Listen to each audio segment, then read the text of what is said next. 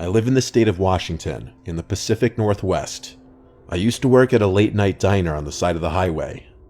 I was 29 years old. I worked the closing shift pretty often. The diner would close at 2 a.m., which was incredibly late considering how scarcely populated the area is. But even so, given the proximity to the highway, there would usually be at least 1 or 2 customers in the building until closing time.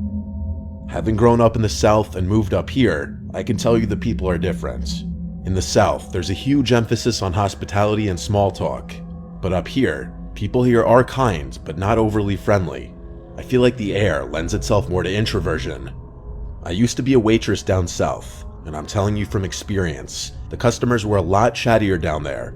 Up here, people seem to want to keep to themselves a little more. This was approaching closing time. The kitchen's last call was at 2 technically, even though the diner was advertised to close at 2. It was really frowned upon if a customer would come in and order something that late, but it did happen. It happened that night, as a matter of fact. There were only 2 employees in the building, myself and the chef. It was like 1:50 a.m., and in comes a lone, heavy-set man. He was wearing awkwardly high jeans, a gray shirt tucked in, a brown jacket, and he had a brown mustache and glasses. I asked him if he'd like to sit at the bar or a table, and he asked for a table. He kept smiling the whole time, so I smiled back. I gave him a menu and informed him the kitchen closes in 10 minutes. He looked at the menu for a few seconds, and then said he'd like a black coffee and some French toast. Around this time, he also introduced himself as Nolan. Luckily, his order was simple enough. I went into the kitchen and told the chef the order, who still had a slightly annoyed face in reaction, which I just responded to with, "I know." I stepped back out to the dining area, and Nolan waved me over. As I neared, he struck up a conversation with me, something rather unusual for folk around here at this hour. He asked me if I was from the area, and started complaining about all the potholes in the road around here. I responded, yeah, it's all the freezes we get in the winter. Basic small talk. I did tell him that I'm from around here, and he perhaps pressed a bit too specifically about where I was from. I told him a vague, general area. I never tell people exactly where I live, obviously. He said he just moved to town not too long ago. As he spoke, I analyzed his body language and character in general. He seemed like a somewhat nerdy older guy, and this may have been his idea of flirting. Didn't bother me much though. I dealt with it back home in the South all the time, so I was used to it. Since this was the last customer of the night, the chef personally came out and placed his food on the counter. I went to grab it and bring it to Nolan. By this point, he had his food and coffee, and everything else was about ready to close up shop. I wiped down the counters and tables and everything already. I stayed behind the counter a little further away from Nolan because I was tired of conversing with him. My social energy was drained and I was ready to get home and go to sleep. When he finally finished his food, I went to drop off his check before he even asked for it, politely, non-verbally implying that we were closed and we wanted to get home. He paid by card and then he left. The chef would be the one closing up the place, so after cleaning Nolan's table and gathering all my belongings, I said goodbye to the guy working in the kitchen and walked out to my car. There were 3 cars in the lot, mine, the chef's, and a third one that I couldn't explain. There was a silver, older looking car, like a 2005 Toyota or Audi or something. I wasn't sure. I also couldn't tell if the windows were tinted or if it was just so dark out that I couldn't see into the car. But I wasn't able to tell if someone was in the car or not. It was parked on the dirt closest to the highway. I wondered if it was Nolan's car. I got in my car and started heading home. The diner to my home is about 20 minutes. I was on the highway when a ding came from my dashboard and the tire pressure screen popped up. I started freaking out. I didn't know how to change a tire. I'd never even called my roadside assistance company. I was still a decent way from home. The tire pressure to my rear passenger side tire was dropping rather rapidly all of a sudden, from 20 down to 10, and then I started feeling not just the steering wheel shake, but the entire car shake. I had to pull off the road. I came to a stop and got out of the car real quick to look at the tire, and it was as flat as could be. Suddenly, as if they were just flicked on, a pair of headlights lit up the side of the road as it approached me, then slowing to a stop. I hurried back inside my car and locked the door. I truly didn't know what to do. And then there was a light tap at my window.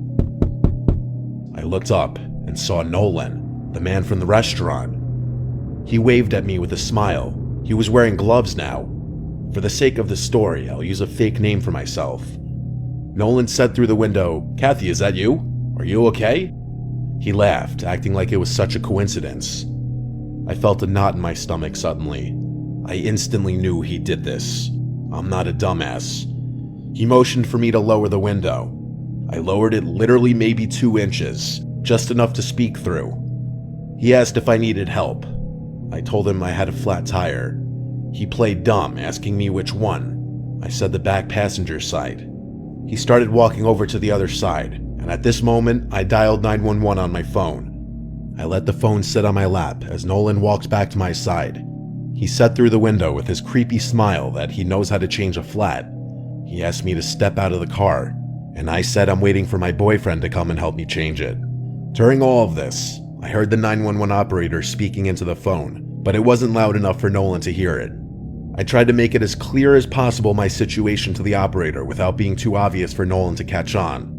I basically said, "I'm not sure how I got a flat, but I'm waiting for my boyfriend to come help me change it. Thanks for offering to help, sir." He stood there for a second with a much less friendly look on his face. Then he walked away from the window. I took this opportunity to speak very quietly into the phone that this man slashed my tire and he's trying to get me out of the car. The operator asked my location, and I quickly opened the map on my phone and told her the name of the road I pulled off onto. The deafening shattering of glass immediately to my left made me scream as shards of glass fell onto my lap. I screamed at the top of my lungs at the man, "I'm on the phone with the police, it's the police," as I showed him the phone screen. He looked at my screen and then reached inside the car. I screamed again at the top of my lungs as I was hysterically crying, expecting him to try and grab me or choke me, but instead, he grabbed my phone and launched it in the direction of the highway. He then ran back to his car and sped off down the dark road. I heard the screeching of his tires as he made a sharp right turn and then disappeared. I wanted to go look for my phone, but with no flashlights in the car, I'd be running out there to look in the pitch dark. The only light was from my car. I had no choice but to wait and pray that Nolan, or whatever his real name was, didn't come back. I'm very grateful that I was able to tell the 911 operator my location in time. I heard the unmistakable sound of police sirens in the distance, and I started to cry tears of joy when I realized they were getting closer. I got out of my car and started waving my arms in the air until I saw the flashing lights turn off the highway onto this random road. Pretty soon a second police car showed up, and then a third. During all this time, we found my phone, which was completely destroyed. I described the man to them along with his car, and pointed the direction in which he went. One of the police officers left in that direction, as they also put the word out on their radio. They were honestly the nicest cops I'd ever met in my life. They changed my tire for me, and one of them even gave me an escort home, having me follow from behind. The main officer told me that they would investigate the video surveillance from the diner and keep me updated with any news. I got a call a week later from that officer, informing me that the investigation was still ongoing based on the surveillance footage. That was the last I'd heard of it. I don't think they caught him, sadly. I never returned to that diner job again after that night. I was not risking that man ever finding me again.